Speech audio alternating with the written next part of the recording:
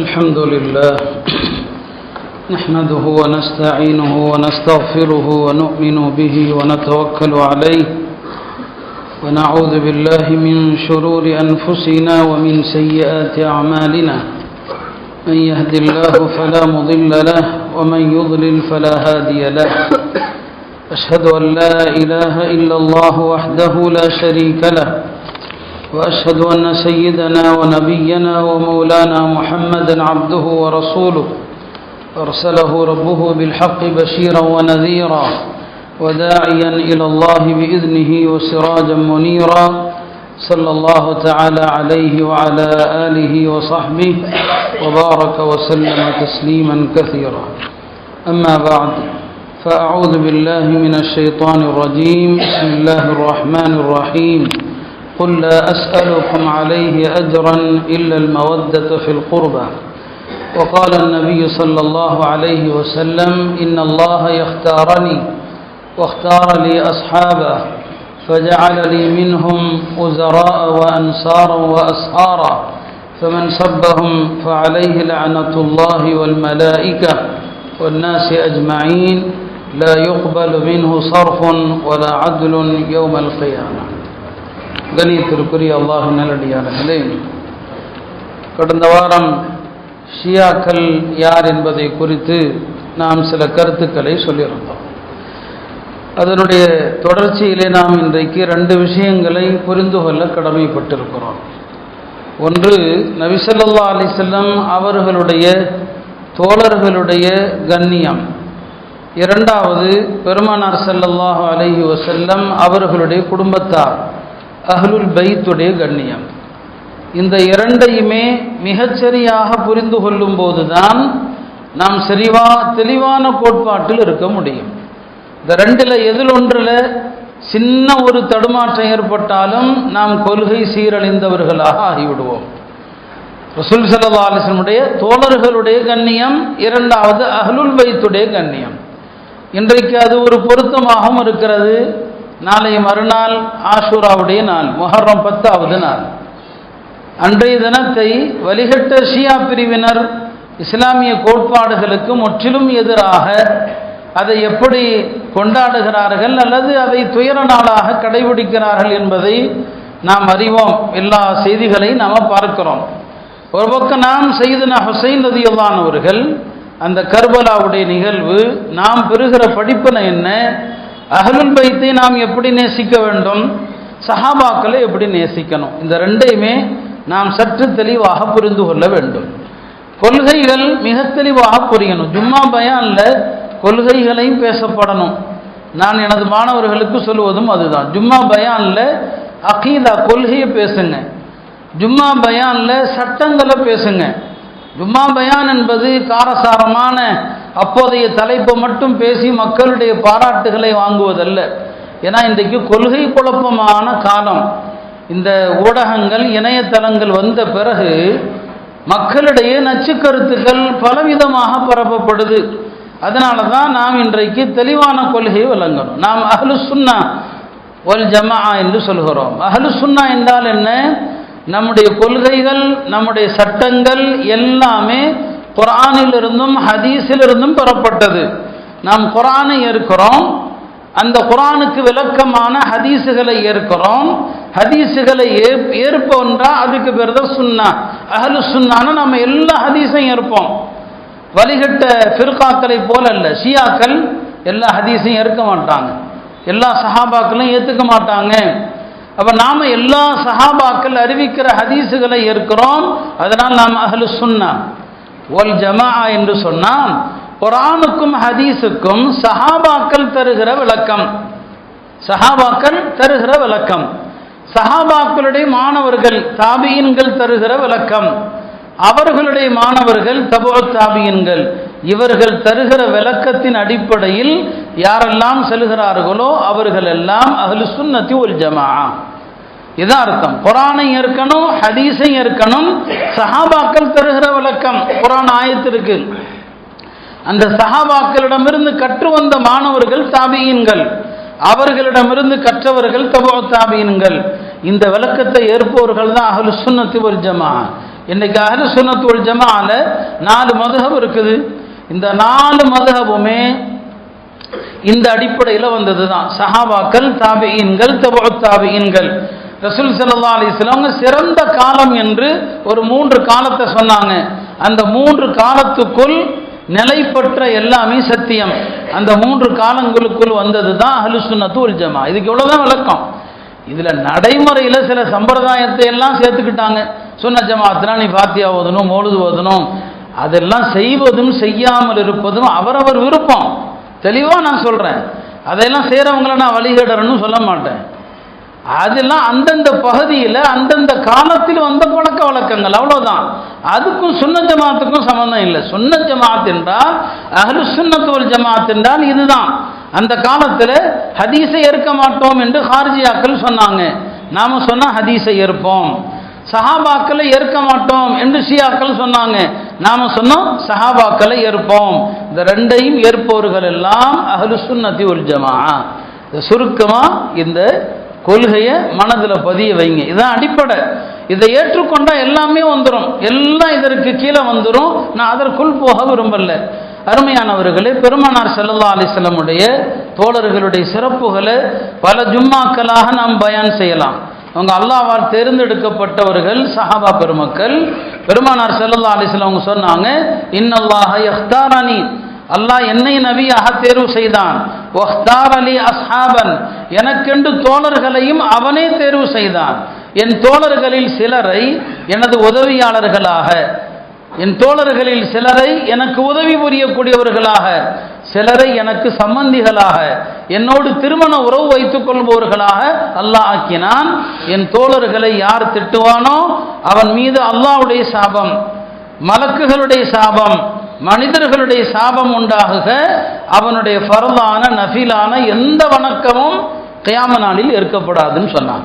இப்போ சஹாபா பெருமக்களில் யாரையும் தாழ்த்தி பேசிடக்கூடாது. சஹாபா பெருமக்களில் யாரையும் விமர்சனம் செய்யக்கூடாது. அஹ்லு சுன்னாவுடைய பிரதான கோட்பாடு அதுதான். எல்லாம் அதான் நாங்கள் அசல் அடிப்படை. இந்த அடிப்படையிலிருந்து விலகிடவே கூடாது. அஹ்லு சுன்னாவிடத்தில் சஹாபாக்களுடைய படித்தரம் இருக்குது. சஹாபாக்களில் சிறந்தவர் ஹஜ்ரத் அபூபக்கர் அவங்க தான். ஹஜ்ரத் உமர் 2வது, ஹஜ்ரத் உஸ்மான் 3வது, ஹஜ்ரத் அலி 4வது. இந்த சிறப்புல மாற்றம் செய்யக்கூடாது. இந்த சிறப்புல யாரும் என்னங்க ஹஜ்ரத் அலி சிறந்தவர்கள் ஹஜ்ரத் அபூபக்கரை விட அப்படின்னு சொன்னா அது வழிகேடா போயிடும். இதுதான் அஹ்லு சுன்னத் வல் ஜமாஅத்துடைய பிரதான அடிப்படைகள். அருமையானவர்களே, நாம் இதை முதல்ல புரிந்தாக வேண்டும். இதுல எங்கிருந்து பிரச்சனை ஆரம்பிக்கிறது? பெருமானார் ஸல்லல்லாஹு அலைஹி வஸல்லம் அவர்கள் மரணிக்கிறார்கள். அவங்க தெளிவாக தனக்கு பிறகு இன்னார் ஹலீஃபா என்று சொன்னாங்களான்னு சொன்னா சாடையாக சொன்னாங்க, மறைமுகமா சொன்னாங்க. வெளிப்படையா அந்த வார்த்தைகளை சொல்லல, ஆனா சாடையா சொன்னாங்க. ஒரு முறை ஃபஜ்ருக்கு பிறகு நீண்ட நேரம் மக்களுக்கு நெகிழ் ஊட்டுகிற ஒரு பிரசங்கம் செஞ்சாங்க. சஹாபாக்கள் அந்த பிரசங்கத்தை கேட்டு எல்லாம் தாடி நனையும் மனைவிற்கு அழுதாங்க. அது விடைபெறுகிற மனிதருடைய பிரசங்கத்தை போல் இருந்தது. அந்த பிரசங்கத்தில் சொன்னாங்க, எனக்கு பிறகு நீங்கள் குழப்பங்களை பார்ப்பீர்கள், அந்த நேரத்தில் என்னுடைய சுன்னத்தையும் நேர்வழி பெற்ற ஹலீஃபாக்கள் சுன்னத்தையும் பின்பற்றுங்கள் என்று சொல்லிவிட்டு ஹஜ்ரத் அபூபக்கர் உமர் இருவரையும் காட்டி இந்த இருவரையும் பின்பற்றுங்கள். யக்ததவு பில்லதைனி பாதி, இந்த 2 பேரையும் பின்பற்றுங்க. எல்லா இடங்களிலும் ஹஜ்ரத் சய்யிதனா அபூபக்கர் உமர் ரலியல்லாஹு அன்ஹுமா இந்த 2 பேரையும் தான் எல்லா இடத்துக்கும் அழைச்சிட்டு போவாங்க. ஒரு முறை சொன்னாங்க நபி ஸல்லல்லாஹு அலைஹி வஸல்லம் அவர்கள், நான் அல்லாஹ்வுடைய மார்க்கத்தை எத்தி வைப்பதற்கு என் தோழர்களை பூமியெல்லாம் அனுப்ப நினைக்கிறேன். ஈசா அலைஹிஸ்ஸலாம் ஹவாரியின்களை அனுப்பியது போல் என் தோழர்களை அனுப்ப நினைக்கிறேன்னு சொன்னாங்க. இப்போ சில சஹாபாக்கள் கேட்டாங்க, யா ரசூலல்லாஹ், நீங்கள் ஹஜ்ரத் அபூபக்கர் உமர் ரலியல்லாஹு அன்ஹுமா இந்த 2 பேரையும் அனுப்பிடுவீங்களான்னு சொல்லி கேட்டாங்க. நபி ஸல்லல்லாஹு அலைஹி வஸல்லம் தன்னுடைய காலத்தில் பல ஊருக்கு பல தோழர்களை அனுப்புனாங்க. ஆனால் ஹஜ்ரத் அபூபக்கரையும் உமரையும் எங்கேயும் அனுப்ப மாட்டாங்க. சொன்னாங்க, லா கினா பி அன்ஹுமா, ஹஜ்ரத் அபூபக்கரும் உமரும் இல்லாமல் என்னால் இருக்கவே முடியாது. இன்னஹுமா மினத் தீனி கஸ்ஸம்இ வல் பஸர், ஹஜ்ரத் அபூபக்கரும் உமரும் இந்த மார்க்கத்தில் கண்ணையும் செவியையும் போல, உடலுக்கு பார்வையும் செவியும் எப்படியோ ஹஜ்ரத் அபூபக்கரும் உமரும் இந்த எனக்கு கண்ண மாதிரி, எனக்கு அவங்க செவிகள் மாதிரி, அவங்கள விட்டுட்டு என்னால் இருக்கவே முடியாது என்று பெருமானார் ஸல்லல்லாஹு அலைஹி வஸல்லம் சொன்னாங்க. இப்படி நிறைய ஹதீஸுகள்ல தனக்கு பிறகு அபூபக்கர் தான் அப்படிங்கிறத சொன்னாங்க. அவங்களுடைய இறுதி காலத்தில் மரண வியாதி, யாரை தொழுகைக்கு நிறுத்துவது, நபி ஸல்லல்லாஹு அலைஹி வஸல்லம் தொழுகைக்கு வர முடியாது. ஆனாலுக்கு ஒரு கருத்தை சொன்னாங்க. நபி ஸல்லல்லாஹு அலைஹி வஸல்லம் சொல்லிவிட்டாங்க, அபூபக்கரை வர சொல்லுங்க, அவர் மக்களுக்கு தொழுகை நடத்தட்டும் என்று. அப்போ அன்னை ஆயிஷா சொன்னாங்க, யா ரசூலல்லாஹ், அபூபக்கர் வேண்டாமே, அவர் இலகிய மனம் உள்ளவர், அவர் தொழுகைக்காக நின்று குர்ஆன் ஓத ஆரம்பிட்டு அழுதுகிட்டே இருப்பார், பின்னால் நிற்கிற சில பேருக்கு இமாம் அழுதா பிடிக்காது, வேண்டாமே அப்படின்னு சொன்னாங்க. அபூபக்கர் வேண்டாமேன்னு சொல்லி பெருமானார் மயக்கம் தெளிவுமா இருந்தாங்களா? சில பேர் ஹஜ்ரத் உமரையும் கூட்டு வந்துட்டாங்க, நீங்க தொழுவீங்கன்னு சொல்லி. நபி ஸல்லல்லாஹு அலைஹி வஸல்லம் கண் விழித்து பார்த்தாங்க, யாரை கூட்டு வந்தீங்கன்னு சொல்லி. உமர்ன்னு சொல்லி. அபல்லாஹு வ ரசூலுஹு இல்லா அபா பக்கரின், அல்லாஹ் ரசூலும் அபூபக்கரை தவிர யாரையும் ஏற்பதாக இல்லை. அபூபக்கர் இருக்கும்போது யாரை கூட, ஹஜ்ரத் உமர் தான் அவங்க கூட இல்லை, அல்லாஹ்வும் ரசூலும் அபூபக்கரை மட்டும்தான் ஏற்க தயார், அவங்கள தொழுவிக்க சொல்லுங்க. ஹஜ்ரத் அபூபக்கர் தான் அந்த நாட்களில் தொழு வச்சாங்க. அதில் சில நேரங்களில் நபி ஸல்லல்லாஹு அலைஹி வஸல்லம் அவர்கள் கொஞ்சம் தனக்கு உடல் பரவாயில்லைன்னு நினச்சா கொஞ்சம் அப்படியே வருவாங்க, கைத்தாங்களா பிடிச்சிட்டு என்ன செய்வாங்க, வருவாங்க. ஒரு முறை அப்படிதான் வந்தபோது ஹஜ்ரத் அபூபக்கர் பின்னால் வர்றாங்க, பெருமானார் வராதிங்க அப்படியே நில்லுங்கன்னு சொன்னாங்க. இருந்தாலும் அபூபக்கரால முடியல, பெருமானார் வந்த பிறகு நான் இமாமா இருக்க முடியாது. அபூபக்கர் பின்னால வர, நபி ஸல்லல்லாஹு முன்னால போக, அபூபக்கர் எந்த இடத்துல கிராத்தை விட்டாங்களோ அந்த இடத்துல யார் தொடர்றாங்க, பெருமானார் தொடர்றாங்க. இங்கிருந்து நிறைய சட்டம்லாம் இருக்குது. ஒரு தொலை வைக்கிற இமாமுக்கு தொழுகையில் தொலை வைக்கும் போது ஏதாவது பிரச்சனை ஆயிடுச்சு, ஒதுவே முறிஞ்சிருச்சுன்னு வைங்களேன், அவர் விட்டுட்டு போகணும், என்ன செய்யணும், பின்னால் உள்ள ஒருத்தரை தொலை வைக்கணும். அதுக்கு தான் பின்னால் உள்ள ஒரு ஆலிம் சாவா நிற்கணுங்கிறது. பின்னால் உள்ள ஒருத்தரை, அந்த பின்னால் உள்ளவரை பிடிச்சி அவரை நிறுத்திட்டு போகணும். அந்த முந்தைய இமாம் எங்கே விட்டாரோ அங்கிருந்து அவர் தொடருவார். இப்படியெல்லாம் எல்லாமே ஹதீஸில் என்னங்க இருக்குது. இப்படி நபி ஸல்லல்லாஹு அலைஹி வஸல்லம் இறுதி நேரத்தில் எல்லா செயல்பாடுகளும் எனக்கு பிறகு அபூபக்கர் என்று அவங்க சொல்லிட்டு போயிட்டான். வெளிப்படையா அவங்க தான் அப்படின்னு சொல்ல கிடையாது. பெருமானார் ஸல்லல்லாஹு அலைஹி வஸல்லம் அவர்கள் மூத்தாகிறாங்க. ஒவ்வொரு நபியும் இந்த உலகத்தை விட்டு பிரிகிற நேரத்தில் சில குழப்பங்கள் வரத்தான் செய்யும், ஒரு நபியுடைய இறப்பு. ஏன்னா நபிமார்களுடைய உண்மையான அந்தஸ்தை நம்மால் விளங்கவே முடியாது, விளங்க முடியாது அம்பியா அலைஹிஸ்ஸலாமுடைய அந்தஸ்தை. அதனால ஹஜ்ரத் பெருமானார் ஸல்லல்லாஹு அலைஹி வஸல்லம் அவங்க வஃபாத் ஆகிறாங்க. மக்களிடையே பெருமானார் மரணித்த விஷயத்தை ஏற்க மனம் இல்லை, பெருமானார் இறக்கவும் செய்வாங்களா, நபி வஃபாத்தும் ஆவாங்களா என்றெல்லாம் குழப்பம். எல்லா சஹாபாக்களும் உமர்தான் உட்பட பெருமானார் மௌத்தாகலன்னு சொல்லிட்டு இருக்கிறாங்க. அந்த நேரத்தில் ஒரே கொள்கை தெளிவோடு இருந்த ஒரு தலைமைத்துவத்துக்கான எல்லா தகுதியும் ரசூல் ஸல்லல்லாஹு அலைஹி வஸல்லம் அவங்கள்ட்ட, யார், அபூபக்கர் தான் அவங்கள்ட்ட இருக்குது. அல்லாஹ் அவங்கள அப்படி காட்டுறான், பாருங்க, இவர் தான் உங்களுக்கு அடுத்த இமாம், இவர் தான் உங்களுக்கு பெருமானாருக்கு பிறகுள்ள ஹலீஃபா. மக்கள் எல்லாம் ஆளாளுக்கு ஒவ்வொன்றும் பேசிட்டு இருக்கிறாங்க, எல்லாரையும் கூப்பிடுறாங்க. அவங்க சிறந்த பேச்சாளரும் கூட, அபூபக்கர் தான் அவங்க ஒரு அழகான கவிஞரும் கூட, ஒரு சிறந்த பேச்சாளரும் கூட, அழகா பேசுவாங்க, ஹத்தீப் அவங்க. மக்கள் எல்லாரையும் கூப்பிட்டு ஹஜ்ரத் சையதுனா அபூபக்கர் ரலியல்லாஹு அன்ஹு அவர்கள் ஒரு 2 ஆயத்து ஓதுனாங்க, அல்லாஹ் புகழ்ந்தாங்க, நபி ஸல்லல்லாஹு அலைஹி வஸல்லம் ஸலவாத் ஓதுனாங்க, ஓதிவிட்டு ஒரு 2 ஆயத்து ஓதுனாங்க. அதில் 2 ஆயத்துலையும் அல்லாஹ் பெருமானாரை பார்த்து சொல்லுகிறான், இன்னக மையத்துன் வ இன்னஹும் மையத்துன், நீங்களும் மரணிப்பீர்கள், எல்லா மக்களும் மரணிப்பாங்க. இன்னொரு ஆயத்தில் அல்லாஹ் சொல்றான், வமா ஜஅல்னா லி பஷரின் மின் கப்லிகல் ஹுல்த், நபியே உங்களுக்கு முன்னரும் இந்த உலகத்தில் நிரந்தரமாக வாழுகிற உரிமை யாருக்கும் தரல, உங்களுக்கும் தரப்போறதில்ல. 2 ஆயத்தை ஓதி பெருமானாரும் இறப்பை தழுவக்கூடியவர்கள் தான் அப்படின்னு சொல்லிவிட்டு பிறகு மக்களை பார்த்து கேட்டாங்க, இன்கான முஹம்மதுன் இலாஹக்குமுல்லதி தாபுதூன், முஹம்மது ஸல்லல்லாஹு அலைஹி வஸல்லம் நீங்க வழிபடுகிற கடவுளாக இருந்தால் ஃபைன்ன இலாஹக்கும் கது மாத்த, உங்களுடைய கடவுள் இறந்து விட்டார். இப்படி சொல்றதுக்கு தைரியம் வரணும். முஹம்மது ஸல்லல்லாஹு அலைஹி வஸல்லம் நீங்க வணங்குற கடவுள்னு சொன்னா பார்த்துக்குங்க, உங்க கடவுள் இறந்துட்டார். இன்கான இலாஹுக்கும் உள்ளதி ஃபிஸ் ஸமா, உங்களுடைய கடவுள் வானத்தில் இருக்கிறானே அவன் என்று சொன்னால் ஃபைன்ன இலாஹக்கும் லம் யமூத், உங்களுடைய கடவுள் மரணிக்காதவன், அவனுக்கு மரணம் இல்லை. ஹுவல் ஹய்யுல் லதீ லா யமூத், மரணம் இல்லை. யாரை வணங்குறீங்க?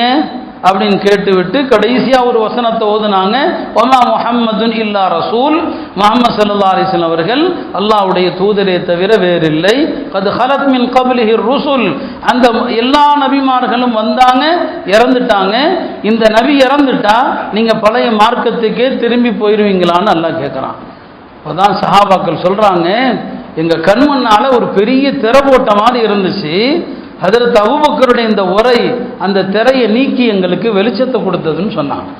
மக்கள் அந்த இடத்துல வழிதவறி போயிருக்கிற வேண்டிய நேரத்தில் அந்த தலைமைத்துவ பண்பு செய்துன்னு அபூபக்கர்கிட்ட இருந்துச்சு. தெளிவா மக்களுக்கு வழிகாட்டினாங்க. பெருமானார் ஸல்லல்லாஹு அலைஹி வஸல்லம் வஃபாத் ஆயிட்டாங்க. அவங்க உடல் எத்தனை நாள் இருந்தாலும் ஒன்றும் ஆகாது இல்லையா? இப்போ அடுத்த இமாம், அடுத்த தலைவர் யாரு, அதை தேர்வு செய்யணுமா இல்லையா? மதீனாவில் இருக்கிற சகீஃபாங்கிற ஒரு சமூக கூடம், அந்த கூடத்தில் அன்சாரிகள் எல்லாம் சேர்ந்து, நாம தானே அல்லாஹ்வுடைய தூதரை அரவணைத்தோம், முஹாஜிர்களுக்கு உதவி செய்தோம், நம்மிலிருந்து சாத் இப்னு உபாதா அவர்களை கலீஃபா வாக்கிடலாம் என்று அவரை தேர்வு செய்கிறாங்க. உடனே ஹஜ்ரத் அபூபக்கர், உமர், அபு உபைதா இந்த 3 பேரும் அங்கே போகிறாங்க. அங்கே போய் பாருங்க, நீங்கள் இஸ்லாத்துக்கு செஞ்சது நிறைய இருக்குது. ஹஜ்ரத் அபூபக்கர் தான் ஹுத்பா செய்கிறாங்க, அற்புதமான ஹுத்பா செய்கிறாங்க, அன்சாரிகளுடைய சிறப்பை எல்லாம் சொல்கிறாங்க. அவங்க யார் மனதையும் காயப்படுத்தவே மாட்டாங்க. அபூபக்கர் எல்லா சிறப்பையும் சொல்கிறாங்க. மக்கள் குறைஷிக்கு தான் வழிபடுவாங்க, ஒரு குறைஷியாக இருக்கணும், குறைஷிக்கு தான் மக்கள் வழிபடுவாங்க என்று ஹஜ்ரத் அபூபக்கர் ரலியல்லாஹு அவர்கள் அந்த அன்சாரிகளுக்கு தெல்ல தெளிவாக நபி ஸல்லல்லாஹு அலைஹி வஸல்லம் ஆட்சியாளர்கள் குறைஷியலாகத்தான் இருக்கணும் அப்படின்னு சொல்லியிருக்கிறாங்க. நீங்கள் அன்சாரிகளில் ஒருத்தரை தேர்வு செஞ்சால் பெரிய சிக்கலாயிடும் என்று அழகான முறையில் ஹுத்பா செய்கிறாங்க. அந்த இடத்துல இருந்த எல்லா அன்சாரிகளும் அப்படியானா யாரா அமீர் சொல்லுங்க, அபூபக்கரை தேர்வு செய்யுங்கள் என்று உமர் சொல்கிறாங்க. மக்கள் எல்லாரும் ஹஜ்ரத் அபூபக்கரை தேர்வு செய்கிறாங்க. மஸ்ஜிதில் பள்ளியில் வரக்கூடிய மக்களுக்கு சொல்லப்படுது, அந்த காலத்தில் யார் ஹலீஃபாவோ அவரிடத்துல மக்கள் எல்லாரும் வந்து ஆதரவு தெரிவிக்கணும், அதுக்கு பிறகு தான் பையத்து, நாங்கள் உங்களை ஆட்சி தலைவராக அங்கீகரிக்கிறோம் என்று எல்லாரும் தேர்வு செய்கிறாங்க. இப்போ அபூபக்கர் தான் அவங்க தேர்வு செய்யப்பட்டாங்க. கொஞ்சம் யாருக்கு வருத்தம் இருக்குது, பெருமானாருடைய குடும்பத்தினர் பனு ஹாஷிம் அவங்களுக்கு வருத்தம் இருக்குது. அதில் சில பேர் என்ன செய்கிறாங்க, பையத்து வாங்காமல் கொஞ்சம் ஒதுங்குறாங்க, கொஞ்சம் என்ன செய்கிறாங்க, தள்ளி தள்ளி போகிறாங்க. பிறகு எல்லாருமே ஒரு மனதாக அதில் அபூபக்கர்தானவங்கள்ட்ட பையத்து செஞ்சிடறாங்க. பையத்தாகி ஹலீஃபா ஆயிட்டாங்க. இப்போ அடுத்த பிரச்சனை வருது, நபி ஸல்லல்லாஹு அலைஹி வஸல்லம் அவங்களை எங்கே அடக்கிறதுன்னு சொல்லி, எங்கே அடக்குவது, எல்லாத்துக்கும் தீர்வு அபூபக்கர் தான் சொல்கிறாங்க. பெருமானாரை அடக்கலாம் எங்கு, ஆனாலுக்கு ஒரு கருத்து சொல்கிறாங்க, மக்கால போய் அடக்கலாமா, அவங்க பிறந்த ஊர் அதுதானேன்னு சொல்லி. சிலர் சொன்னாங்க பைத்துல் மக்திஸில் கொண்டு போய் அடக்கலாம், அதான் நபிமார்களுடைய அடக்கத்தலம் தானே சொல்லி. இப்படி பல கருத்துக்கள் சொல்லும்போது ஹஜ்ரத் அபூபக்கர் சொன்னாங்க, நபி ஸல்லல்லாஹு அலைஹி வஸல்லம் அவர்களே சொல்ல நான் கேட்டிருக்கிறேன், மா குபில நபியுன் இல்லா துஃபின ஹைஸு குபில, ஒரு நபியுடைய உயிர் எங்கே கைப்பற்றப்படுகிறதோ அந்த இடத்தில் தான் நபி அடக்கப்பட வேண்டும் என்று பெருமானாரே சொன்னாங்க. அப்படியானா பெருமானார் ஸல்லல்லாஹு அலைஹி வஸல்லம் அவர்கள் அந்த ஆயிஷாவுடைய அந்த அறையில் அவங்க விரிப்பு, அவங்க படுக்கை விரிப்பு எங்கே இருந்துச்சோ அங்கே தான் அடக்கணும்ட்டாங்க. அப்போ மக்கள் அங்கே குழப்பம் தீர்ந்து போச்சு, எல்லா பிரச்சனையும் அவங்க தான் தீர்த்து வைக்கிறாங்க. அடுத்து நபி ஸல்லல்லாஹு அலைஹி வஸல்லம் அவர்களை குளிப்பாட்டியாச்சு, பெருமானாருக்கு ஜனாசா தொழுகை நடத்தணும். ஜனாசா தொழுகை எப்படி நடத்துறது, ஜமாத்தா நடத்துறதா எப்படி, மக்களுக்கு தெரியல. அபூபக்கர் தான் சொன்னாங்க, இல்லை பெருமானாருக்கு ஜனாசா தொழுகையில் இமாமாக நிற்கிற தகுதி யாருக்குமே கிடையாது. அவர்கள் உயிரோடு இருக்கும் போதும் அவர்கள் தான் நமக்கு இமாம், இறந்த பிறகும் அவர்கள் தான் இமாம், எல்லாம் தனித்தனியாக தொழுங்கன்னு சொல்லிட்டாங்க. மக்கள் தனித்தனியாக தான் ஜனாசா தொழுதாங்க, நபிஸலாக அடக்கம் செய்யப்பட்டாங்க. இப்படி தான் அவங்க ஹலீஃபாவாகிறாங்க. ஹலீஃபாவான பிறகு அதுக்கடுத்த ஒரு பிரச்சனை வருது. இதெல்லாம் தான் ஷியாக்கள் பின்னால் அரசியலாக ஆக்கிவிட்டாங்க. என்ன, பெருமானார் ஸல்லல்லாஹு அலைஹி வஸல்லம் அவங்க வாழும் காலத்தில் அவர்களுக்கென்று பல தோட்டங்கள் இருந்தது. ஹைபரில், ஃபதக்கில், மதீனாவில் பல தோட்டங்கள் இருந்துச்சு. ஹஜ்ரத் ஃபாத்திமா ரலியல்லாஹு அன்ஹா, இது அபூபக்கர் தான் அவங்களுக்கு வந்த பெரிய சோதனை. ஃபாத்திமா ரலியல்லாஹு அன்ஹா அபூபக்கர்ட்ட வந்து கேட்குறாங்க, எங்கள் தந்தையினுடைய தோட்டங்களை எல்லாம் எங்களுக்கு வாரிசுரிமை அடிப்படையில் கொடுங்கள் அப்படிங்கிறாங்க. இப்போ சொன்னாங்க அபூபக்கர், நபியின் மகளாரே நீங்கள் எப்படி கேட்குறீங்க, பெருமானார் சொன்னாங்க நபிமார்களாகிய நாங்கள் விட்டு செல்கிற சொத்துக்களுக்கு யாரும் வாரிசாக முடியாது, அது உம்மத்தில் எல்லாருக்கும் சதக்காதுன்னு சொல்லிட்டாங்க. ஏன்னா நபிமார்களுடைய சொத்துக்கு யாரும் பாகப்பிரிவினை கொண்டாட முடியாது. காரணம் என்ன? நம்முடைய இறப்புக்கும் நபியுடைய இறப்புக்கும் வித்தியாசம் இருக்கு. நாம இறந்தா நம்முடைய இறப்பு என்பது உடலும் மொத்தமா அழிஞ்சிரும் கபருக்கு போனா. நபிமார்களை பொறுத்தவரை வெளிப்படையில இறப்பு தான். அவங்க மண்ணறையில போனதுமே திரும்ப ஹயாத்தாயிருவாங்க. நபிமார்கள் மண்ணறையில ஹயாத்து தான். ரசூல் ஸல்லல்லாஹு அவங்க கபர்ல ஹயாத்தா தான் இருக்கிறாங்க இல்லையா? அதனால தான் ஒருத்தர் இறந்தாருன்னா அவருடைய மனைவி இன்னொரு கல்யாணம் பண்ணலாம் இல்லையா? இறந்துட்டாரா அவர் மனைவி இன்னொரு கல்யாணம் பண்ணலாம். ஆனால் பெருமானார் ஸல்லல்லாஹு அலைஹி வஸல்லம் மனைவிமார்களுக்கு பெருமானார் இறந்த பிறகு வேற கல்யாணம் பண்ண அனுமதி இல்லை. குர்ஆன் தெளிவாக சொல்லுவோம், லா தன்கிஹு அஸ்வாஜஹு மின் பஅதிஹி அபதன். கியாம நாள் வரைக்கும் நபிமார்களுடைய மனைவியை நிக்கா செய்ய முடியாதுன்னு அல்லாஹ் சொல்லிட்டாங்க. ஏன்? பெருமானார் இறக்கல்ல கபர்ல ஹயாத்தா இருக்கிறாங்க. அப்போ அவங்களுடைய மனைவியை கல்யாணம் பண்ண முடியாது. ஒரு மனுஷன் இறந்தா சொத்தை எப்போ பிரிப்போம்? அவர் இறந்தாதான் பிரிப்போம். பெருமானார் கபர்ல இருக்கிறாங்க ஹயாத்தாக. இதெல்லாம் மார்க்க அடிப்படை இதெல்லாம். அப்போ அபூபக்கர் சொல்றாங்க பெருமானாருடைய சொத்தை பங்கு போட முடியாது, அது உம்மத்துக்கு வக்ஃப்னு சொல்லி. ஃபாத்திமா ரலியல்லாஹு அன்ஹாவுக்கு வருத்தம், கொஞ்சம் வருத்தம் தான். இப்போ அபூபக்கருக்கு சோதனை, மார்க்கத்தை பார்க்கறதா பெருமானாருடைய மகள்னு பார்க்கறதா? இப்போ இந்த மாதிரி நேரத்தில் கொஞ்சம் என்ன சொல்லும் சமூகம், எங்க அவங்களுக்கு காணி கொஞ்சம் விட்டுருங்க, நபியுடைய மகள்ங்க, நபியுடைய மகள் கொஞ்சம் விட்டுருங்க. அபூபக்கர் தானுக்கு பெரிய சோதனை. அபூபக்கர் தானவங்க ஷரியத்து ஒரு பக்கம், சொத்தை பிரிக்கக்கூடாது நபியின் சொத்தை. ஃபாத்திமா கேட்குறாங்க, எங்களுக்கு கொடுங்கன்னு கேட்குறாங்க. ஹஜ்ரத் அபூபக்கர் ஃபாத்திமாவிடத்தில் வந்து அருகில் உட்கார்ந்து சொல்றாங்க, நபியின் அன்பு மகளாரே, ல கராபத்து ரசூலில்லாஹி ஸல்லல்லாஹு அலைஹி வஸல்லம் அஹப்பு இலைய மின் கராபத்தி. பெருமானாருடைய குடும்பம் என் குடும்பத்தை விட எனக்கு பிரியம். பெருமானாருடைய குடும்பத்தை அரவணைப்பது என் குடும்பத்தை அரவணைப்பதை விட எனக்கு பிரியம். நான் என்னுடைய செல்வங்களை எல்லாம் உங்களுக்காகத்தானே அர்ப்பணித்தேன், நபியின் குடும்பத்துக்கு தானே நான் அர்ப்பணித்தேன்.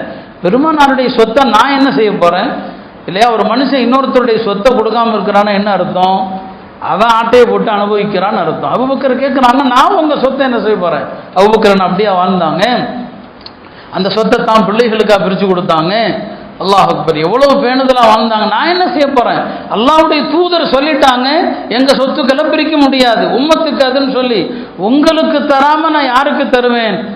அன்னை ஃபாத்திமா ரலியல்லாஹு அன்ஹா மௌத்தாகிற வரைக்கும் அபூபக்கர் ரலியல்லாஹு அன்ஹு அவர்கள் போய் பக்கத்தில் உட்கார்ந்து சொல்லிக்கிட்டே இருக்கிறாங்க, இது சட்டம், நான் இந்த சட்டத்தை ஒண்ணுமே செய்ய முடியாது.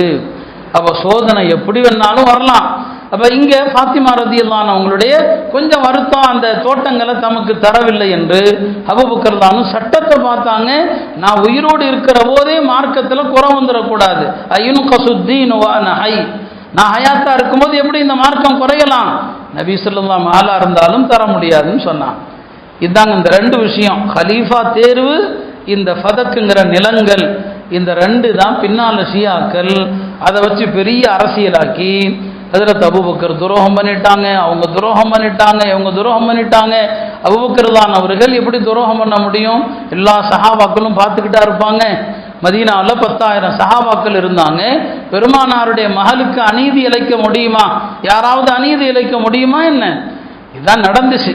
அப்போ இதில் என்னங்க கொஞ்சம் அவங்களுடைய வருத்தம். ரசூல் ஸல்லல்லாஹு அலைஹி வஸல்லம் அவங்க அபூபக்கர் தானவங்க எல்லா அஹ்ல பைத்தையும் அழைத்து சட்டத்தை தெளிவாக சொன்னாங்க. இப்படிதான் மார்க்கம். மார்க்கத்தில் இப்போ நபியுடைய சொத்தை பிரிக்க முடியாது. ஹஜ்ரத் அலி புரிஞ்சாங்க, மற்றவங்க புரிஞ்சாங்க. அதனால பின்னால் அந்த சொத்துல யாருமே கை வைக்கல. இப்படிதான் ஹஜ்ரத் அபூபக்கர் ரலியல்லாஹு அன்ஹு அவர்கள் இருந்தாங்க. அவங்க இருந்தபோது அஹ்ல பைத்தை ரொம்ப நேசிப்பாங்க. ஏன்னா ஷியாக்கள் என்னென்னமோ கதை எட்டி வச்சிருக்கிறாங்க. எல்லா சஹாபாக்களும் அஹ்லு பைத்தை நேசிப்பாங்க. ஒரு முறை ஹஜ்ரத் அபூபக்கர் ரலியல்லாஹு அன்ஹு அவர்கள் வர்றாங்க, மதீனால ஒரு தெருவில் வர்றாங்க. ஹஜ்ரத் இமாம் ஹசன் ரலியல்லாஹு அன்ஹு அவர்கள் விளையாடி கொண்டு இருக்கிறாங்க. ஹசன் ரலியல்லாஹு அன்ஹு அவர்களை ஹஜ்ரத் அபூபக்கர் அவர்கள் தன்னுடைய தோளில் தூக்கி வைத்து கொண்டு சொன்னாங்க, ஷபீஹன் பின் நபி ஸல்லல்லாஹு அலைஹி வஸல்லம் லா ஷபீஹம் பிக. பக்கத்தில் அலி நிற்கிறாங்க. சொன்னாங்க, அலியே, ஹசன் ரலியல்லாஹு அன்ஹு அவர்கள் நம்முடைய நபிக்கு நபியுடைய தோற்றத்தில் இருக்கிறாரே தவிர உங்கள் தோற்றத்தில் இல்லை.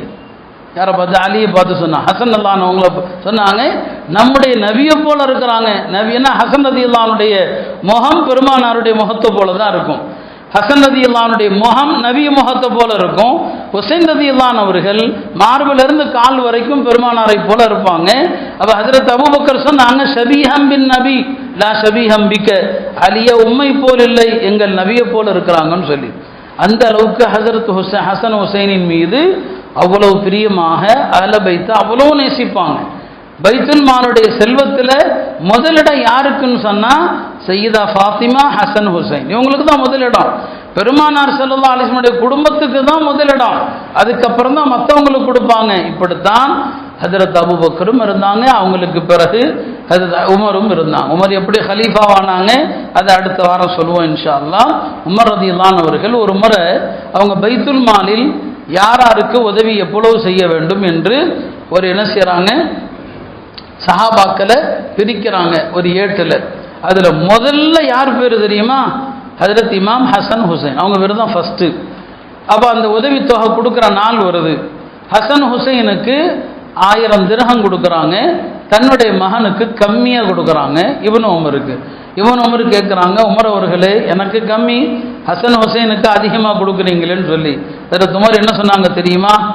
தன்னுடைய மகனை பார்த்து ஹஜ்ரத் உமர் சொன்னாங்க, லைஸ அபூக கஅபீஹிமா. இப்னு உமரை பார்த்து சொல்றாங்க, மகனே உன் தந்தை ஹசன் ஹுசைனை போல கிடையாது, அவங்களுடைய தந்தையை போல உன் தந்தை இல்லை. உன் தந்தைன்னு யாரை சொல்றாங்க? தன்னை. ஹசன் ஹுசைனுடைய தந்தையார் ஹஜ்ரத் அலி, பெருமானாருடைய சச்சா மகன், பெருமானாருடைய பாசமிகு மகள் ஃபாத்திமாவுடைய கணவர்.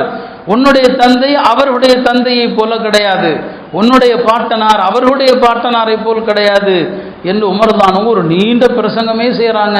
இப்படிதான் சஹாபா பெருமக்கள் அஹ்ல பைத்தை நேசிப்பாங்க. ஹஜ்ரத் ஜாபிர் ரலியல்லாஹு அவர்கள் இறுதி காலத்தில் அவங்களுடைய கண் பார்வை குறைஞ்சு போச்சு, கண் பார்வை குறைஞ்சிருச்சு. அவங்களிடத்துல ஹதீஸை கேட்கறதுக்காக ஒரு ஜமாஅத்து வர்றாங்க. பெருமானாருடைய ஹஜ்ஜி எப்படி இருந்துச்சு, எப்படி ஹஜ்ஜி செஞ்சாங்கன்னு கேட்கறதுக்கு வர்றாங்க. அந்த ஜமாஅத்துல ஹஜ்ரத் இமாம் ஹுசைனுடைய பேரன் பாக்கிர், அவருடைய பேர் முஹம்மத் பின் அலி இப்னு ஹுசைன், இமாம் பாக்கிர் வர்றாங்க. இமாம் பாக்கிர் ஜாபிர்கிட்ட சொல்றாங்க, நான் முஹம்மத் பின் அலி இப்னு ஹுசைன் வந்திருக்கிறேன், பெருமானாருடைய ஹஜ்ஜை பற்றி உங்கள்கிட்ட கேட்க வந்திருக்கிறேன். அவர் தான் பேரை சொன்னதுமே, ஏன்னா அவர் நபி ஸல்லல்லாஹு அலைஹி வஸல்லம் பேரர்.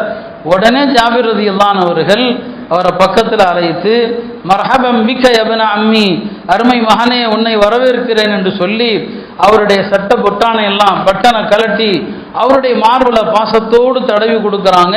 எல்லா சஹாபாக்களும் அஹ்லுல் பைத்தை அப்படிதான் நேசித்தாங்க, அஹ்ல பைத்தை அவ்வளோ நேசித்தாங்க. ஹஜ்ரத் அலி ரலியல்லாஹு அவர்கள் அவங்க மக்கள் எல்லாம் இந்த ஷியாக்கள் அன்னைக்கே பரப்பி வச்சுட்டான் நிறைய தப்பான கருத்தை, ஹஜ்ரத் அலி அபூபக்கர் உமரை எல்லாம் வெறுக்கிறவங்கன்னு சொல்லி. அலி ரலியல்லாஹு அவங்க பின்னால நிறைய கல்யாணம் பண்ணிக்கிட்டாங்க. ஃபாத்திமாவுக்கு பிறகு தனக்கு பிறந்த குழந்தைகளுக்கு என்ன பேர் வச்சாங்க தெரியுமா? ஒரு மகனுக்கு முஹம்மத், ஒரு மகனுக்கு அபூபக்கர், இன்னொரு மகனுக்கு உமர், இன்னொரு மகனுக்கு உஸ்மான். இதெல்லாம் வரலாற்றில் இருக்கு. தன்னுடைய எல்லா பிள்ளைகளுக்கும் அபூபக்கர், உமர், உஸ்மான் சொல்லுவாங்க. ஹஜ்ரத் அபூபக்கர் அலி ரலியல்லாஹு அவங்க யாராவது அபூபக்கர் உமரை விட என்னை சிறந்தவன் என்று சொன்னால் அவனை அவதூறு கூறியதற்கான தண்டனை 80 கசையடி கொடுப்பேன்னு சொன்னான். யாராவது அபூபக்கர் உமரை விட நான் சிறந்தவன் அப்படின்னு சொன்னீங்கன்னா 80 கசையடி கொடுப்பேன்னு சொன்னான். அருமையானவர்களே, ஆக இந்த 2 விஷயம் மொத்தத்தில் எல்லா சஹாபாக்களையும் மதிக்கணும். அஹ்லுல் பைத் என்கிற பெருமானாருடைய குடும்பம், பெருமானாருடைய குடும்பம்னா யாருக்கு சொல்றது? ஒரு மொத்த 4 குடும்பம் இருக்கிறாங்க, அவங்க தான் பெருமானாருடைய குடும்பம். அதில் பிரபலமாக இருப்பது ஹஜ்ரத் அலி ஃபாத்திமாவுடைய வம்சாவளி தான். நபி ஸல்லல்லாஹு அலைஹி வஸல்லம் அவங்களுக்கு அவங்களுடைய மற்ற மகள்கள் யாருக்குமே குழந்தைகள் தங்கல்ல. பெருமானாருடைய மற்ற மகள்கள் யார்? ஜைனபு, ருகையா, உம்மு குல்சூம் இல்லையா? இவங்க யாருக்குமே வாரிசுகள் தங்கல்ல, எல்லாம் மொத்தம் போயிட்டாங்க. வாரிசுகள் யாருக்கு தங்குறாங்க? ஹஜ்ரத் அலி ஃபாத்திமாவுடைய வாரிசுகள் தான்.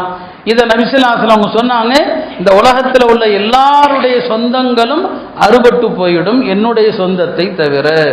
அப்ப ஃபாத்திமா ரலியல்லாஹு அன்ஹா அவங்களுடைய சொந்தங்கள் தான் இருக்கிறாங்க. ஹஜ்ரத் அலி ரலியல்லாஹு அன்ஹு அவர்களுக்கும் ஃபாத்திமா ரலியல்லாஹு அன்ஹா அவர்களுக்கும் ஹிஜ்ரி 2ஆம் ஆண்டு நிக்காஹ் நடக்குது. ஹிஜ்ரி 2ல் என்னங்க நிக்காஹ் நடக்குது. இப்போ நபி ஸல்லல்லாஹு அலைஹி வஸல்லம் அவர்கள் இந்த நிக்காஹ சொல்லும்போது அலியும் அந்த நேரத்தில் அலி ரலியல்லாஹு அன்ஹு அவங்கள்ட்டையும் பெருசாக செல்வம் இல்லை இல்லையா? சஹாபாக்கள் ஒவ்வொருவரும் ஒவ்வொன்றுக்கு பொறுப்பெடுக்கிறாங்க. ஒரு சஹாபி சொல்றாங்க, இந்த கல்யாணத்தில் இறைச்சி என் பொறுப்புன்னு சொல்றார். ஆனாலுக்கு ஒரு பொறுப்பு எடுக்கிறாங்க. எல்லா சஹாபாக்களும் மகிழ்வோடு இந்த நிக்காஹனங்க நடந்துச்சு. ஹஜ்ரத் அலி ஃபாத்திமாவுடைய நிக்காஹுக்கு பிறகு அவங்களுக்கு பிறந்த மொத்த குழந்தைகள் 5 குழந்தைகள். 5 குழந்தைகள் என்னங்க பிறந்துச்சு. 2 குழந்தைகள் தான் ஹஜ்ரத் இமாம் ஹசன் ஹுசைன், அவங்க தான் நமக்கு தெரிகிறது. ஹஜ்ரத் அலி ரலியல்லாஹு அன்ஹுவுக்கு முதல் குழந்தை பிறக்குது. அந்த குழந்தை பிறந்ததுமே அவரே பேர் வச்சுட்டார். யாரு? ஹஜ்ரத் அலி ரலியல்லாஹு அன்ஹு பேர் வச்சுட்டாங்க. நபிஸல்லாஹு வர்றாங்க, என் குழந்தைக்கு என்ன பேர் வச்சிங்கன்னு கேட்குறாங்க. ஹஜ்ரத் அலி சொல்கிறாங்க, நாங்கள் அவருக்கு ஹர்புன்னு பேர் வச்சோம். ஹர்புனா போருன்னு அர்த்தம், யுத்தம்னு அர்த்தம். அரபுகள் அந்த மாதிரி பேர் தான் வைப்பாங்க. அப்படி பேர் வச்சாதான் வீரனாக இருப்பான் அப்படின்னு அவங்களுடைய நம்பிக்கை. ஹர்புன்னு சொல்லி பெருமானார் சொன்னாங்க, இல்லை சம்மைத்துஹு ஹசனன், நான் இவருடைய பேரை மாற்றிட்டேன், ஹசன் இவருடைய பேர். அடுத்த ஆண்டே யார் பிறக்கிறாங்க? அடுத்த குழந்தை பிறக்குது. ஹஜ்ரத் அலிக்கு ஆசை இவருக்காவது ஹர்புன்னு வைக்கணும். ஹர்புன்னு தான் வச்சார். பெருமானார் வந்தாங்க, என்னப்பா பேர் வச்ச? ஹர்புன்னு வச்சேன். சம்மைத்துஹு ஹுசைன், 2வது குழந்தைக்கு பேர். 3வது குழந்தைக்கு ஹர்புன் தான் பேர் வச்சாரு. பெருமானார் சொன்னாங்க, இவருக்கு நான் வைக்கிற பேர் முஹஸ்ஸன். ஹசன் ஹுசைன் முஹஸ்ஸன் சொன்னாங்க. இதில் யாருடைய பேரை வச்சிருக்கணும் தெரியுமா? ஹாரூன் அலைஹிஸ்ஸலாம், மூசா அலைஹிஸ்ஸலாமுடைய சகோதரர் ஹாரூன் அலைஹிஸ்ஸலாம் இருக்கிறாங்க இல்லையா, ஹிப்ரு மொழியில் அவர் தன் குழந்தைகளுக்கு வைத்த பெயர் தான் ஷபர், ஷுபைர், முஷப்பர். ஷபர்னா ஹசன் அர்த்தம் ஹிப்ரு மொழியில், ஷுபைர்னா ஹுசைன் அர்த்தம், முஷப்பர்னா முஹஸ்ஸன் அர்த்தம். நான் அந்த பேரை வச்சிருக்கிறேன்னு சொன்னாங்க. அதே போல ஹஜ்ரத் அலி ஃபாத்திமாவுக்கு பிறந்த இன்னொரு குழந்தை ஜைனப், அது கூடிய சீக்கிரம் இறந்து போச்சு. அலி ஃபாத்திமா ரலியல்லாஹு அன்ஹா அவங்களுக்கு பிறந்த இன்னொரு குழந்தை உம்மு குல்சூம். உம்மு குல்சூம் நல்லா தெரிஞ்சுக்க, இந்த உம்மு குல்சூமை யார் நிக்கா செஞ்சாங்க? பின்னால உமர் நிக்கா செஞ்சாங்க. அரபுகளிடத்துல வயதுல பெரியவர், வயதுல சின்னவங்களை நிக்கா பண்ணுவாங்க. அந்த சமூகத்தில் உள்ள ஒரு கல்ச்சர் அது. உமர் ரலியல்லாஹு அன்ஹு ஹஜ்ரத் அலி இடத்துல இந்த உம்மு குல்சூம் வாலிப பெண்ணான நேரத்தில் நிக்கா செய்ய ஆசைப்பட்டாங்க. அதுக்கு அவங்க சொன்ன காரணம் என்ன? உமர் ரலியல்லாஹு அன்ஹு அவர்கள், பெருமானாருடைய குடும்பத்தில் எனக்கு ஒரு சம்பந்தம் இருக்கணும், நபி ஸல்லல்லாஹு அலைஹி வஸல்லம் குடும்பத்தில் எனக்கு ஒரு சம்பந்தம் இருக்கணும். ஹஜ்ரத் அலி ரலியல்லாஹு அன்ஹு அவர்கள் மன விருப்பத்தோடு, எந்த நெருக்கடியெல்லாம் இல்லை, அப்படிலாம் சஹாபாக்களை யாரும் நெருக்கடியில் தள்ளவும் முடியாது, மார்க்கத்திலேயும் அனுமதி இல்லை. மகள்கிட்ட கேட்குறாங்க, மகளுடைய சம்மதத்தோடு அலி யாருக்குங்க? ஒரு வகையில் உமர் ரலியல்லாஹு அன்ஹு அவங்களுக்கு மாமனார். ஞாபகம் வச்சுக்கோங்க, ஷியாக்கள் சொல்கிற கட்டுக்கதையெல்லாம் பொய்ன்னு விளங்கிங்க.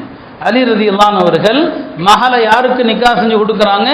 உமர் ரலியல்லாஹு அன்ஹு அவங்களுக்கு. அந்த உமர் உம்மு குல்சூம் தம்பதிக்கு 2 குழந்தைங்களும் பிறந்தது. ஸைதுன்னு ஒரு குழந்தை, இன்னொரு குழந்தை எனக்கு இப்போ பேர் ஞாபகத்தில் வரல. அப்போ உமர் ரலியல்லாஹு அன்ஹுடைய மாமனாராக இருக்கிறாங்க அலி ரலியல்லாஹு அன்ஹு அவர்கள்.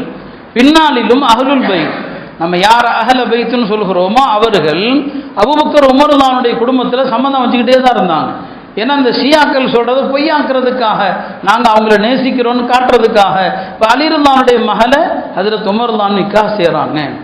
அருமையானவர்களே, ஃபாத்திமா அலிக்கு பிறந்த குழந்தைகளில் ஹசன் ஹுசைனை குறித்து தான் நிறைய ஹதீஸ் வரும். பெருமானார் ஸல்லல்லாஹு அலைஹி வஸல்லம் 2 குழந்தைகளையும் ரொம்ப நேசிப்பாங்க.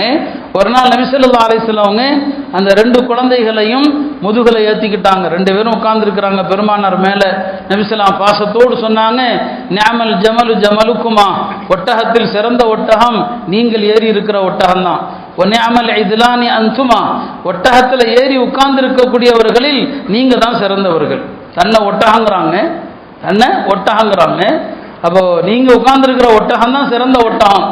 ஒட்டகத்தில் வைக்கப்பட்ட சுமைகளில் எல்லாம் சிறந்த சுமை நீங்க 2 பேரும் தான் அப்படின்னு சொன்னாங்க. அடிக்கடி ஹசன் ஹுசைனை பார்த்து சொல்லுவாங்க, எல்லாம் இந்த இருவரையும் நான் நேசிக்கிறேன், இவர்களை நீயும் நேசிப்பாயாகன்னு சொல்லுவாங்க. அவ்வளவு நேசிப்பாங்க பெருமானார் ஸல்லல்லாஹு அலைஹி வஸல்லம் அவர்கள். ஹஜ்ரத் இமாம் ஹசன் ஹுசைனை நிறைய ஹதீஸுகள் அதை குறித்து வருது, நாம் விரிவாக சொல்லலை. இதான் வரலாறு. சஹாபாக்கள் எல்லாரையும் நேசிக்கணும், அஹ்லுல் பைத்தை நேசிக்கணும். 4 கலீஃபாக்களுக்கு பிறகு ஹிலாஃபத்து ராஷிதா, ஹஜ்ரத் அபூபக்கர், உமர், உஸ்மான், அலி, அதற்கு பிறகு அமீர் முஆவியா அவர்கள் ஆட்சிக்கு வர்றாங்க. அவர் ஒரு 20 வருஷம் ஆட்சி செய்கிறார், 20 வருட காலங்கள் ஆட்சி செய்கிறார். அவர் தன்னுடைய ஆட்சி காலத்தில் தனக்கு பிறகு தன் மகன் யஸீத் இப்னு முஆவியா அவரை அடுத்த ஆட்சியாளர் அப்படின்னு நியமிக்கிறார். அந்த அடுத்த ஆட்சியாளராக ஒரு ஆட்சியாளர் தான் இருக்கும் போதே அடுத்தவரை நியமிக்கிறது, அதுக்கு வலியுல் அஹதும் வாங்க. இப்போ சவுதியில் நடக்கிறது அப்படித்தான். இருக்கிற மன்னருக்கு பிறகு அடுத்த மன்னர் யாரோ அவருக்கு வலியுல் அஹதுன்னு சொல்லுவாங்க. முஹம்மது பின் சல்மான் இப்போ அங்கே வலி அஹதாக இருக்கிறார். முஆவியா அவர்கள் சிலர் சொன்ன யோசனையில தாம் மகனை அடுத்த ஆட்சியாளராக ஆக்குறாரு. இது ஹிலாஃபத்துடைய முறைக்கு தப்பு. ஹலீஃபா தேர்வு முறை அப்படி இருக்கக்கூடாது. ஆக்கிட்டாருன்னு வைங்களேன். இப்போ அவருக்கு பையத்து செய்யணும். பையத்துனா எல்லா மக்களும் உங்களை ஆட்சியாளராக ஏற்கிறோம் என்று. சஹாபாக்கள்ல பலரும் பையத்து செய்ய மறுத்துட்டான். இல்லை, சரியான நடைமுறை இல்லைன்னு சொல்லி ஹிஜ்ரி 60ல் முஆவியா மூத்தா போயிட்டாங்க. 61ல் யசீத் ஆட்சியில் இருக்கிறாரு. ஆட்சியில் இருக்கிற நேரத்தில் அவருடைய ஆட்சி முறையை மக்கள் பல பேர் விரும்பல. ஆனாலும் ஒரு ஆட்சியாளர் எப்படி வந்தாலும் சரி, அவன் நல்லவனோ கெட்டவனோ ஏற்றுட்டு சும்மா இருக்கணும். ஆட்சியாளர்களை எதிர்த்தா நாட்டில் கலவரம் தான் வரும். ஆட்சியாளர்களை எதிர்த்தா நாட்டில் நிம்மதி இருக்காது. அதனால அஹ்லு சுன்னாவுடைய கொள்கை என்ன? பொறுத்து கொண்டு போயிட்டு இருக்கணும்னு சொல்லி யசீத் ஆட்சிக்கு வந்த பிறகு கூஃபாவில் இருக்கிற ஹஜரத் அலியுடைய ஆதரவாளர்கள் எல்லாரும் ஹஜரத் இமாம் ஹுசைனுக்கு கடிதம் எழுதுறாங்க. நாங்கள் யசீதுடைய ஆட்சியை விரும்பல, நீங்கள் வாங்க, நாங்கள் உங்கள்கிட்ட பையத்து செய்கிறோம், உங்களை ஹலீஃபா ஆக்குறோம் அப்படின்னு கடிதம் எழுதுறாங்க. ஒரு கடிதம் இல்லை, 2 கடிதம் இல்லை, பல கடிதங்களுக்கு மேல் கடிதம் வருது. இமாம் ஹுசைன் உண்மையா இல்லையான்னு விசாரிக்கலாம் ஆள் அனுப்புகிறாங்க. பிறகு தான் என்ன செய்யலாம், கூஃபாவுக்கு புறப்படலான்னு நினைக்கிறான். எல்லா சஹாபாக்களும் தடுக்கிறான். இமாம் ஹுசைன் அவர்களே வேண்டாம், கூஃபாவாசிகள் நல்லவர்கள் அல்ல, ஏமாற்றுபவர்கள், மோசடிக்காரர்கள், நீங்கள் போகாதீங்க என்று தடுக்கிறாங்க. இமாம் ஹுசைன் அவர்கள் அந்த மக்கள் உண்மையாக அழைத்ததாக எண்ணி புறப்பட்டுறாங்க. புறப்பட்ட பிறகு அந்த ஆதரவு தெரிவிப்பதாக சொன்ன அந்த கூஃபாவாசிகள் ஏமாத்திடுறாங்க. அவர்கள் யாருமே ஆதரவு தெரிவித்தாங்களா? தெரிவிக்கல. அப்போ அந்த நேரத்தில் தான் கூஃபாவுடைய அமீராக இருந்த உபைதுல்லாஹ் இப்னு ஜியாத், உபைதுல்லாஹ் இப்னு ஜியாதுடைய படைகளும் ஹஜரத் இமாம் ஹுசைனுடைய படைகளும் இந்த கர்பலாவில் சந்திக்க வேண்டிய சூழ்நிலை ஏற்படுது. இமாம் ஹுசைன் அவர்கள் சமாதானத்திற்கு அழைக்கிறாங்க. ஆனாலும் உபைதுல்லாஹ் இப்னு ஜியாதுங்கிற கல்லஞ்சக்காரன் அந்த முடிவை ஏற்காம அந்த அவங்க கூட இருந்த எல்லாத்தையும் கொலை செஞ்சிடறான். ஹஜரத் இமாம் ஹுசைனையும் கொலை செஞ்சு பெருமானாருடைய பேரை ரெண்டும் பார்க்கல, அவங்களுடைய தலையை தனியாக வெட்டி ரொம்ப கொடூரமான ஒரு எல்லா விஷயத்தையும் செய்கிறான். இமாம் ஹுசைனுடைய உடல் அடக்கப்படுது கர்பலால, தலை மதீனால பகீல அடக்கப்படுது என்பது தான் சரியான கருத்து. ஹுசைனுல்லாவுடைய தலை பல இடத்துல இருக்குது என்று நிறைய கதைகள் சொல்றாங்க. உண்மை என்னன்னா அவங்களுடைய தலை மதீனால ஹஜரத் ஃபாத்திமா ரலியல்லாஹு அன்ஹா பக்கத்துல தான் அவங்களுடைய தலை அடக்கம் செய்யப்பட்டுச்சு. இவன் தான் எல்லா டூலியங்களையும் என்ன செய்யறான். இதுதான் நடந்துச்சு. இந்த கர்பலால யாரெல்லாம் ஹுசைன் ரலியல்லாஹு அன்ஹுடைய அந்த கொலையில பங்கெடுத்தார்களோ அவர்கள் எல்லோருமே கேவலமான இறப்பை சந்தித்தார்கள். எல்லாருமே. இந்த உபைதுல்லாஹ் இப்னு ஜியாத் அவனும் 67 ஹிஜ்ரி 67 அதே ஆஷூராவுடைய தினத்தில் கொல்லப்பட்டான். அவனை கொலை செய்தவர்கள் அவன் தலையை தனியாக வெட்டி ஊரெல்லாம் சுத்துறாங்க, தலையை தனியாக வெட்டி. யசீதுக்கும் இந்த கொலைக்கும் சம்பந்தம் இருக்குதா? அது நமக்கு தெரியாது. ஆனால் யசீதுடைய ஆட்சியில் நடந்ததுனால அந்த ஆளுடைய சம்மதமும் இருந்திருக்க வேண்டும். யசீதை உம்மத்து சபிக்குது, யாரும் யசீதை விரும்புறதில்லை, யாரும் யசீதை நேசிக்கிறதில்லை. அப்போ இந்த ஆட்சியில் என்னங்க நடந்த கொடூரத்தினால அவரை மக்கள் சபித்தாங்க, மதீனாவாசிகள் அவரை திட்டுனாங்க. அந்த கொலையில் சம்பந்தப்பட்ட எல்லாருமே இந்த உம்மத்தில் என்னங்க தூற்றப்பட்டாங்க, இழிவு செய்யப்பட்டாங்க. இதுதான் வரலாற்றில் நடந்தது. இந்த சம்பவங்களை எல்லாம் இது அரசியல் ரீதியாக நடந்த சில பிரச்சனைகள். இதைத்தான் ஷியாக்கள் தங்களுடைய கொள்கையாக மாற்றி அவர்கள் மார்க்க விரோதமான பல்வேறு காரியங்களை இந்த ஆஷூரா அன்னைக்கு செய்கிறாங்க. ஹுசைன் ரலியல்லாஹு அன்ஹு கொல்லப்பட்டதை அவங்க எப்படி சித்தரிக்கிறாங்கன்னா, ஹஜரத் ஈசா அலைஹிஸ்ஸலாம் கிறிஸ்தவருடைய கொள்கைப்படி அவங்க சிலுவையில் அறையப்பட்டாங்க. அந்த சிலுவையில் அறையப்பட்ட போது தெரித்த ரத்தம் இருக்கு இல்லையா, அது மனிதர்கள் செய்கிற எல்லா பாவத்துக்கும் கஃபாரா, பரிகாரம்னு அர்த்தம். ஈசா அலைஹிஸ்ஸலாம் சிலுவையில் அறையப்பட்ட நேரத்தில் அந்த ரத்தம் தெரிச்சது பாருங்க, இது கிறிஸ்தவர்கள் நம்பிக்கை. அது நாம் அசத்தியன்னு ஏற்கனவே சொன்னோம். அந்த ரத்தம் எல்லா மனிதர்களுடைய பாவத்துக்கும் பரிகாரம், இது கிறிஸ்தவர்களுடைய நம்பிக்கை. கிட்டத்தட்ட அந்த கிறிஸ்தவ மதத்தினுடைய கோட்பாடுகள் தான் ஷியாக்குடைய கோட்பாடு, யூத கிறிஸ்தவ கோட்பாடு தான். இவங்க என்ன சொன்னாங்க, ஹுசைன் ரலியல்லாஹு அன்ஹு கொல்லப்பட்ட ஆஷூராவுடைய அந்த 10வது நாளில் யாரெல்லாம் துக்கத்தை கடைபிடிக்கிறார்களோ அவன் என்ன பாவம் செஞ்சாலும் மன்னிக்கப்படும். ஷியாவுடைய நம்பிக்கை. இதை மார்க்கம் ஏற்றுக்கொள்ளுமா? குர்ஆன் ஹதீஸ் ஏற்றுக்கொள்ளுமா? அந்த துக்க நாளை கடைபிடிச்சா நீ என்ன பாவம் செஞ்சாலும் மன்னிக்கப்படும். ஆக இப்படி அவர்களுடைய நம்பிக்கை மோசமான நம்பிக்கை. ஷியாக்களிடத்துல முத்தான்னு சொல்லி சின்னங்க தவணை கால திருமணம் இன்னைக்கும் இருக்குது. 1 மாசத்துக்கு ஒரு பெண்ணை கல்யாணம் பண்ணிக்கலாம், ஒரு அக்ரிமெண்ட் போட்டு 2 மாசத்துக்கு பண்ணிக்கலாம். எல்லாம் பாதுகாக்கணும். சில பேர் அதுக்குன்னே ஷியா மதத்துக்கு மாறிடுவான். ஏன்னா இந்த வசதி இருக்குது பாருங்க. இந்த காலம் எல்லாம் ஒரே கொண்டாட்டிட்ட கடந்து துன்பப்படுவதற்கு இப்படி ஒரு வசதி இருக்குன்னு சொல்லி இந்தியாவில் பல முகலாய மன்னர்கள் ஷியாவா இருந்தான். அதுக்கு காரணமே என்னன்னா இந்த முத்தா திருமணத்துக்கு தான். இந்த முத்தா திருமணத்துக்கு ஏன்னா இந்த தவணை காலத்தை 2 மாசத்துக்கு வச்சுக்கலாம். அவர் இது இஸ்லாத்துல இல்லை. ஆரம்பத்தில் இஸ்லாமிய சட்டங்களுக்கு முன்னால் இருந்தது. பெருமானார் அந்த சட்டத்தை பாத்திலாக்கிட்டாங்க. ஷியாக்கள்கிட்ட அது இருக்குது. இன்னைக்கும் இது போன்ற ஆஷூரா போன்ற நாள்களில் அவர்களிடம் மோசமான அபத்தங்கள் விபச்சாரங்கள் அதிகம் இருக்குது. இந்த ஷியாக்கள் 4 சஹாபாக்களை தவிர யாரையும் ஏற்றுக்கிறது இல்லை. அம்மார் இப்னு யாசிர், ஹுதைஃபா, சல்மானுல் ஃபாரிசி, மிக்தாத் இப்னுல் அஸ்வத், இந்த 4 பேரை ஏற்றுக்குவாங்க. அஹ்ல பைத்தை ஏற்றுக்குவாங்க. 12 இமாம்கள்னு அவங்க ஒரு நம்பிக்கை வச்சிருக்கிறாங்க. 11 இமாம் வந்துட்டார். 12வது இமாம் சிர்தாப் குகையில ஒதுங்கி இருக்கிறாரு, குகையில மறைஞ்சிருக்கிறார். அவர் வருவாரு நம்பிட்டு இருக்கிறான். எதுவுமே இஸ்லாமிய கோட்பாடுகளுக்கு உகந்த கோட்பாடே கிடையாது. இதை நாம புரிந்து கொள்ளணும். இதை நான் எதற்காக கடந்த வாரம் சொன்னேன்னு சொன்னா, அஹ்லு சுன்னா இந்த உலகம் முழுக்க இஸ்லாத்தை கொண்டு போய் சேர்த்தவங்க. எல்லா நாடுகளையும் வெற்றி கொண்டவர்கள் அஹ்லு சுன்னா தான். ஆப்கானிஸ்தான் முஜாஹிதுகள் அவங்க அமெரிக்கா விரட்டி இருக்கிறாங்க, அவங்க ரஷ்யா விரட்டி இருக்கிறாங்க. அன்னைக்கு யாரும் அவங்கள தூக்கி கொண்டாடல. ஒரு 2 ஏவுகணைகளை ஈரான் இஸ்ரேல் மீது விட்டதுங்கிறதுக்காக வேண்டி விட்டா இந்த ஹாமினிவுக்கு ரசிகர் மன்றம் கூட்டமே அமைச்சர் கொட்டவடை வச்சுருவாங்க போல் தெரியுது. அப்போ அஹ்லு சுன்னா செய்யாத சாதனையா? இதில் அஹ்லு சுன்னாவுடைய சாதனைகள் மழுங்கடிக்கப்பட்டுடுச்சு. ஏதோ ஈரான் தான் இந்த உம்மத்தை ரட்சிக்க வந்தவர் போல இன்னைக்கு ஒரு கூட்டத்தை ஒரு சித்தரிக்கிறாங்க இல்லையா, அது தவறுன்னு சொல்றேன். இஸ்ரேலை தாக்கினது யாரு தாக்கினாலும் நமக்கு மகிழ்ச்சி. இதுல ஹமாஸுடைய தியாகங்கள் மறைக்கப்படுது. நல்ல சூழ்ச்சி இது. ஹமாஸ் கிட்டத்தட்ட அவன் 40 வருஷ காலம் போராடுறான். பலஸ்தீனிய மக்கள் அவங்க இந்த இஸ்ரேலிய குண்டுகளை எதிர்த்து 50-60 வருஷமா போராடுறாங்க. அவங்க போராட்டங்கள் எல்லாம் பின்னுக்கு தள்ளப்பட்டு ஏதோ ஈரான் செஞ்சிருச்சு, ஈரான் தன்னை காப்பதற்கு செய்ததை தவிர பலஸ்தீன மக்களுக்கு அல்ல. இதை திரும்ப திரும்ப புரிந்து கொள்ளுங்கள். என்னைக்கும் கஸ்ஸால தாக்கிட்டு இருக்கிறான் இஸ்ரேல். இப்ப ஈரான் என்ன செய்யுது? அவனை அடிச்சதுக்கு அவன் பதிலுக்கு அடிச்சான், அதை பாராட்டுறோம். பதிலுக்கு அடிக்கிற அளவுக்கு ஒரு நாடு இருக்கிறான் பாருங்க, அது பாராட்டத்தக்கது. ஆனா முஸ்லிம்களுக்கு எதையும் ஈரான் செய்யுமா? செய்யாது. இந்த மக்களுக்கு எல்லா வகையிலும் நன்மை பார்க்கத்தக்கவர்களாக அஹ்லு சுன்னா தான் இருந்தோம். ஷியாக்கள் வாய்ப்பு கிடைச்சா எல்லாத்தையும் கொல்லுவான். எல்லா அஹ்லு சுன்னாவையும் கொன்னவர்கள் தான் அவங்க. அதனால இந்த நேரத்தில் அந்த தப்பான கொள்கை நம்மிடம் வந்துவிடக்கூடாது. இந்த நேரத்தில் அப்படியெல்லாம் சில பேர் பரப்புறான். நான் பேரெல்லாம் சொல்ல விரும்பல, யாராவது அந்த பேரை சொல்லி உள்ள போயிடக்கூடாது இல்லையா. அஹ்லுல் பைத்துங்கிற அந்த பேரை வச்சுக்கிட்டு ஷியா கொள்கையெல்லாம் பரப்புறாங்க. அதனால நம்முடைய கொள்கையில என்னைக்கும் தெளிவா இருக்கணும். அஹ்லு சுன்னத் வல் ஜமாஅத்துடைய கொள்கை தான் சத்திய கொள்கை. நாம அவங்களையும் எல்லா சஹாபாக்களையும் நேசிக்கிறோம், ஒரு விடாம. அஹ்லுல் பைத்தை நம்முடைய உயிரினும் மேலாக நாம நேசிக்கிறோம். இல்லாமல் அல்லாஹ் இந்த கொள்கையில நம்மை மௌத்து வரை நிலைக்க செய்வானாக. எல்லா தவறான சித்தாந்தங்களை விட்டும் அல்லாஹ் எம்மை பாதுகாப்பானாக. அருமையானவர்களே, வரக்கூடிய